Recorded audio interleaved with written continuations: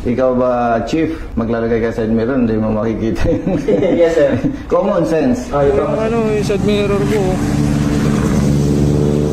Konting problema lang naman yun, sir. Tingnan nyo naman po, may side mirror naman po ako. May side mirror po kasi nakatayo po, sir. Ganun po ba? Sir? Okay. Ano ang violation yan, sir? Walang side mirror. Naka-modify po tayo. Nakatayo po medical po. Side mirror po. Yung ticket mo. Ito po. Yun nga lang, sir, nung na-print po ata ni sir is nakatayo daw po yung side mirror. Ay, alam mo, with respect sa iyo, Chief, makikita mo naman sa rider, normal ang pag-iisip nito eh. Apo. Ibig sabihin normal, ikaw ba, Chief, maglalagay ka side mirror, hindi mo makikita yun. Yes, sir. Common sense. Yung common sense. Common sense, di ba? Kasi kung magsusukatan tayo, yung mali ng LTO at mali ng motorista, mas malaki ang kasalanan ng LTO eh. Bakit ka mo? Ang daming LTO hindi marunong bumasa ng rehistro.